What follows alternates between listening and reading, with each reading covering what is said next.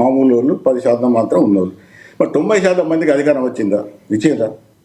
రాజకీయ అధికారం వేరు, ఓట్లు వేరు, ఎన్నికలు వేరు. ఇప్పుడు ఇదే చెప్తాను, కాంగ్రెస్ పార్టీ 2014లో ఎప్పుడైతే తెలంగాణ ఇచ్చిన తర్వాత జానారెడ్డి, నేను ఇప్పుడు టీవీలో కూడా చెప్పిన, మళ్ళీ చెప్తాను, జానారెడ్డి పిసిసి ప్రెసిడెంట్ చేస్తామని చెప్పిన అప్పుడు, అంతకుముందు అది వాళ్ళు ఉండి బొత్స సత్యనారాయణ ఉంటే ఆంధ్రప్రదేశ్ అయిపోయి తెలంగాణ వచ్చిన తర్వాత జానారెడ్డి చేస్తామంటే ఈ బీసీలు అందరూ పోయి లేదు లేదు బీసీల సంఖ్య ఎక్కువ ఉన్నది, 50 కన్నా ఎక్కువ శాతం ఉన్నది, మైనార్టీలు ఎస్టీ ఎస్టీలు 80% ఉంటారు, మేము బీసీ నుంచి వెళ్ళి పిసిసి చేస్తే 10 సీట్లు కాంగ్రెస్ అధికారాన్ని మీకు చేతులు మహిళలు పెట్టి తీసుకొస్తామని సోనియా గాంధీకి నమ్మబలికి పొన్నాల లక్ష్మీ గారిని పిసిసి ప్రెసిడెంట్ చేశారు. నేను ఎందుకు చెప్తానంటే ఇది వాస్తవాలు, వాళ్ళు బీసీలు ఒప్పుకొని నాకు అవసరం లేదు. అయితే ఈ 2014లో అసెంబ్లీ ఎలక్షన్ జరిగినాయి. అసెంబ్లీ ఎలక్షన్ జరిగితే 35-36 సీట్లు కాంగ్రెస్ బీసీలకు ఇచ్చింది. ఒక్క బీసీ కూడా కాంగ్రెస్ నుంచి గెలవలేదు, ఒక్క బీసీ నాయకుడు కూడా కాంగ్రెస్ ఎమ్మెల్యే. 2014లో అంతమంది టికెట్లు ఇస్తే వేరే పార్టీ నుంచి గెలిచారని కాంగ్రెస్ నుంచి ఎవరు గెలవలేదు. ఇప్పుడు దీనికి ఏమంటాం, దీనికి ఎట్లా చెప్తాం? ఇప్పుడు ఫీలింగ్ వేరు, మాకు సంఖ్య ఉన్నది, మా సంఖ్య ఉన్నప్పుడు ఎందుకు గెలుస్తలేరు?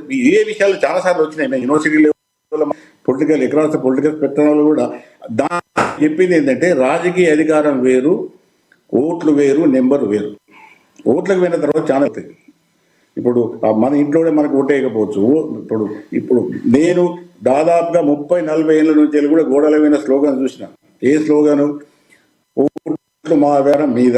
40 ఏళ్ళ కింద చూసి, నేను 40 ఇయర్స్ కింద అప్పుడే 80s కాదు, 75 ఇది 50 ఏళ్ళ కింద మాట. ఓట్లు మా అధికారం మీద. అప్పటి నుంచి పరిస్థితి ఇదే ఉన్నది.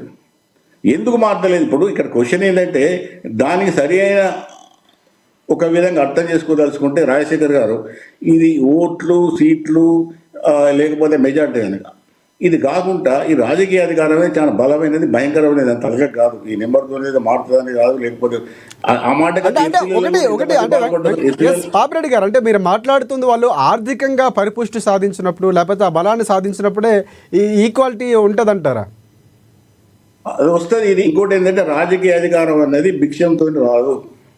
వాళ్ళు భిక్షం అయితే వచ్చేది కాదు, భిక్షం ఎవడు ఈ కిందోడు యుద్ధం చేసి గుంజుకోవాల్సింది, దానికి ఇంకో ప్రత్యామ్నాయం లేదు. బీసీలు మాట్లాడుతున్న అంశాలు ఏంటంటే, అంటే ప్రధానంగా ఈ బంధు ఇవన్నీ మనం మళ్ళీ మాట్లాడదాం, కానీ వాళ్ళు ఎక్కడా రాజ్యాంగంలో పొందుపరచలేదు 50% ఇవ్వాలన్నటువంటి. కానీ ఎందుకు ఇవన్నీ అవలంబిస్తున్నారని అన్ని రాజకీయ పార్టీలు మాట్లాడుతున్నారు. ముందు వరకు కాంగ్రెస్ పార్టీని రేవంత్ రెడ్డిని పొగిడినా కూడా ఇప్పుడు మళ్ళీ బయటకు వచ్చి కొంచెం ఒక రకంగా ఘాటుగానే మాట్లాడుతున్నటువంటి సందర్భాలు ఉన్నాయి. అంటే రాజ్యాంగాన్ని అంశాలు కూడా లేవనెత్తున్నారు. ఇప్పుడు నేను ఇదే విషయం చెప్తా. ఇప్పుడు మీకు నాకు ఇంకొక 2-3 నిమిషాలు టైం చెప్తా. మీకు యూపీ ఎక్స్పెరిమెంట్, బీహార్ ఎక్స్పెరిమెంట్ తీసుకోండి. బీహార్లో దాదాపుగా ఇప్పటికి 40 సంవత్సరాలు బీసీలో ముఖ్యమంత్రులు. నీకు యూపీలో సమాజ్వాదీ పార్టీ బీసీల నాయకత్వంలో ముఖ్యమంత్రులు వచ్చారు. తర్వాత బీఎస్పీ నాయకత్వంలో కూడా. ఈ రెండింటికి మిగతా దగ్గర అయిన ముఖ్యమంత్రులకు చాలా ముఖ్యమైన తేడా ఉంది. ఎందుకంటే వీళ్ళే సొంతంగా పార్టీ పెట్టారు, వాళ్ళే స్వయంగా వచ్చిన అధికారం ఉంది. వాళ్ళు మిగతా పార్టీలతో కానీ మిగతా పార్టీల దయాదక్షిణలో రాలేదు. ములాయం సింగ్ యాదవ్ కానీ ఆయన కొడుకు కానీ వాళ్ళు సొంతంగా పార్టీ పెట్టుకొని సొంతంగానే యుద్ధం చేసి గెలిచారు వాళ్ళు. అట్లా మీ మాయావతి కూడా అట్లా చేసింది. ఇంకా లల్లు ప్రసాద్ యాదవ్ కానీ లేకపోతే మిగతా నితీష్ కుమార్ కానీ బీహార్లో కూడా అదే విధంగా అధికారంలోకి వచ్చారు. అయితే ఒకటేంటంటే నేను చెప్పేది మీకు, ఆ బీసీలకు రుచించవచ్చు రుచించకపోతుంది నాకు అంత అది ఇంపార్టెంట్ కాదు. కానీ ఇది జరుగుతున్నది ఏంటంటే రాజకీయ అధికారాన్ని వీళ్ళు అంచనా వేయడంలో చాలా ఫెయిల్ అవుతున్నారు కాబట్టి ఇప్పటి వరకు కూడా వీళ్ళు ఈ సమస్యను ఎదుర్కొంటున్నారు. ఇంకా ముఖ్యమైనదంటే బీసీ ఒక కులం కాదు, పెద్ద సమస్య ఏంటంటే బీసీ ఒక కులం కాదు, దానిలో ఆ కులాల మధ్య కూడా ఒక సామీప్యత లేదు, ఆ యూనిటీ కూడా రావడం లేదు. కాబట్టి ఈ అగ్రవర్ణాలు ఈజీగా డివైడ్ చేసి పరిపాలిస్తున్నారు. కొద్దిగా ఎవరికి ఉన్నారో తెలుగులు ఉన్నారో వాళ్ళకి అక్కడక్కడ కొంత అకామిడేట్ చేసుకొని ఈ వ్యవస్థ నడిపిస్తున్నారు. ఇప్పటికీ అదే నడుస్తున్నది. ఇప్పుడు ఏ పార్టీ ఆ పార్టీ బల నాయకత్వం పై అధినాయకత్వం దగ్గర జీవి కానీ వాళ్ళు పెద్దగా బయట ఏదో మాట్లాడతారు కానీ వరకు టికెట్ వాళ్ళు ఇవ్వాలి, పదవులు వాళ్ళు ఇవ్వాలి. ఇదంతా ఆపరేషన్స్ కూడా ఇన్సైడ్ అవుట్ సైడ్ మేము ఎంత చూసినాం. కాకపోతే ఒకటేంటంటే ఇటువంటి అవకాశవాద రాజకీయ పార్టీలు చేయడం మంచిది కాదు. ఒకవేళ నిజంగానే బీసీలకు నిజంగానే అధికారం ఇవ్వాలి అదంతా ఉన్నప్పుడు అది చాలా వ్యవస్థల్లో చేయాలి. అది ఇక్కడ తెలంగాణ నుంచి మొదలుపెట్టి ఢిల్లీ వరకు, హైదరాబాద్ నుంచి మొదలు ఢిల్లీ వరకు కింద గల్లీ నుంచి అక్కడి వరకు తీసుకుపోవాల్సిన వ్యవస్థ. కాబట్టి రాజకీయ పార్టీల మీద దుమారం పోయడమో లేకపోతే మిగతా వాళ్ళు అనడం ఇవన్నీ కూడా ఏంటంటే ఎత్తుగడలుగా రూపంగా వస్తాయి, కానీ బీసీలకు ఏం న్యాయం జరగదు. ఈ రిజర్వేషన్స్ కూడా ముందుకు. రైట్. ఒకసారి మన కాంగ్రెస్ పార్టీ నుంచి టీపీసీసీ అధికార ప్రతినిధి డాక్టర్ శివకుమార్ లాల్ గారు జాయిన్ అయ్యారు. ఎస్ శివలాల్ గారు, నమస్తే అండి. నమస్తే రాజశేఖర్ గారు. ఎస్ శివలాల్ గారు, ప్రధానంగా అంటే పాపిరెడ్డి గారు లేకపోతే ఇందాక వెంకటరెడ్డి గారు మాట్లాడిన అంశాల్లో ఎక్కడా కూడా కాంగ్రెస్ పార్టీ సరైనటువంటి విధానంలో ముందుకు వెళ్ళలేదు. హేతుబద్ధమైనటువంటి విధానాన్ని, శాస్త్రీయ విధానాన్ని ఎంచుకుంటే ఈరోజు జరిగేది అన్నటువంటి వార్తలు వినిపిస్తున్నాయి.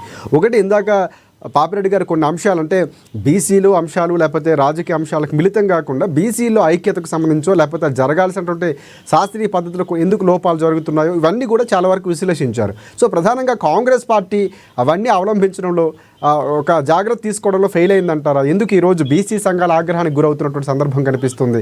కోర్టు మళ్ళీ అవే చెప్తుంది, 50% మించకూడదని హైకోర్టు కూడా కాపీ బయటకు వచ్చినటువంటి సందర్భం ఉంది, మీరు కూడా చూసే ఉంటారు. సో ఏం చెప్తారు? ముందుగా ఏఎన్ఎన్ న్యూస్ ప్రేక్షకులకు, మీకు, పాపిరెడ్డి గారికి, వెంకటరెడ్డి గారికి నమస్కారం. అయితే ఇక్కడ కాంగ్రెస్ పార్టీ ఏదైతే కామారెడ్డి డిక్లరేషన్ చేసిన తర్వాత